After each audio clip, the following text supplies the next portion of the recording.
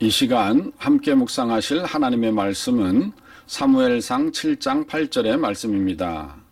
이스라엘 자손이 사무엘에게 이르되 당신은 우리를 위하여 우리 하나님 여호와께 쉬지 말고 부르짖어 우리를 블레셋 사람들의 손에서 구원하시게 하소서 하니. 아멘. 미국 프로야구 뉴욕 양키스 팀의 전설적 포수이자 지도자였던 로렌스 피터 요기베라는 끝날 때까지는 끝난 게 아니다 라는 등의 유명한 말을 많이 남기기도 한 인물로 유명합니다. 요기베라는 가난한 가정의 이탈리아계 이민 2세로서 그의 세 형을 비롯하여 온 가족이 어릴 때부터 일을 해야 했고, 야구를 좋아했던 소년인 베라도 중학교 2학년을 중퇴한 뒤 직업전선에 뛰어들어야만 했습니다. 요기베라는 운동에 남다른 소질을 갖고 있고 좋아하였기에 일하지 않는 여가 시간에 여러 친구들과 함께 야구를 해오다가 17살인 1942년에 자신의 고향을 연고로 한 프로야구단 세인트루이스 카디널스 팀에 입단할 기회를 잡았습니다. 하지만 당시 카디널스의 단장인 브렌치 리키가 땅따라고 볼품없는 요기베라에게 계약금 $250, 현재 2021년의 가치로는 한국 돈으로 500만 원을 제안하자 베라는 단호히 거절하였습니다. 결국 단장 프랭크 리키는 그가 성공해봤자 트리플 마이너스가 고작일 것이다 라고 베라를 잘못 평가하는 실수를 범하고 말았고, 이후 베라는 뉴욕 양키스와 입단 계약을 하였습니다. 베라는 양키스 산하의 마이너리그 구단에서 선수 생활을 시작하였는데 뛰어난 공격력을 보여주었고, 18살이 되던 1944년 제2차 세계대전에 참전한 후 소속 구단으로 복귀한 뒤에도 계속해서 뛰어난 기량을 보여주었습니다.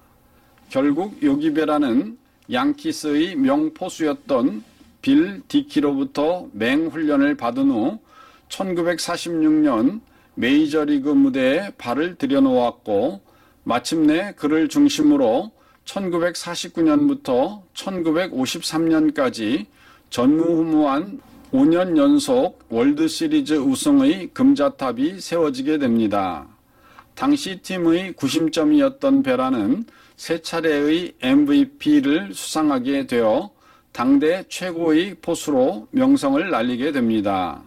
그리고 1940년대 후반부터 1960년대 중반까지 지속된 팀의 황금기 가운데 베라는 19년 동안의 메이저리그 선수 시절 동안 무려 14차례나 월드시리즈에 진출하여 10개의 우승 반지를 꼈습니다.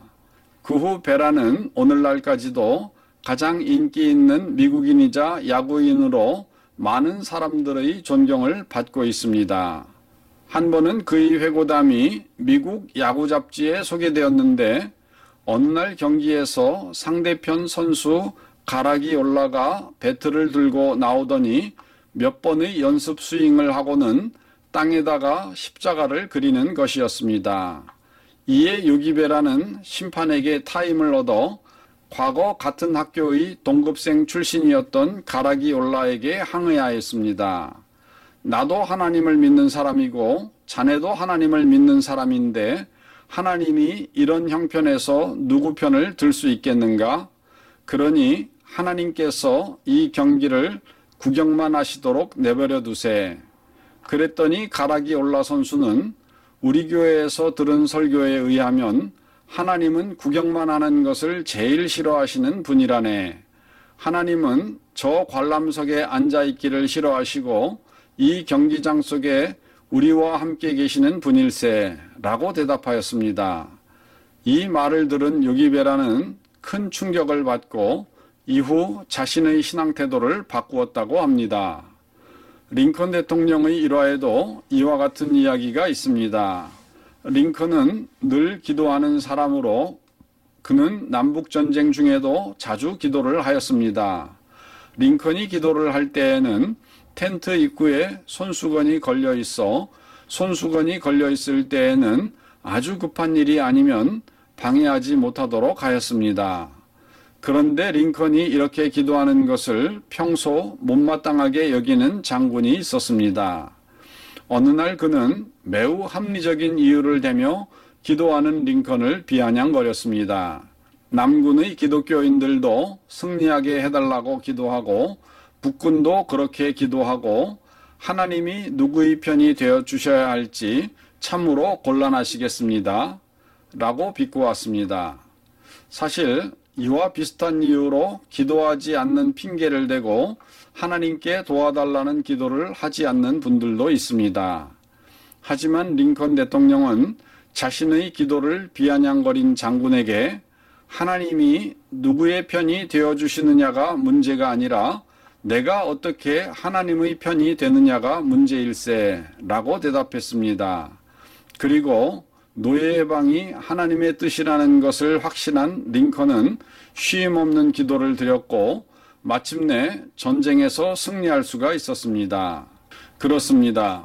우리 하나님은 이신론자들의 주장처럼 세상을 창조하신 후 나머지는 자연 법칙에 따라 흘러가도록 방치하고 팔짱을 끼고 멀리서 방관하며 구경만 하시는 분이 아닙니다.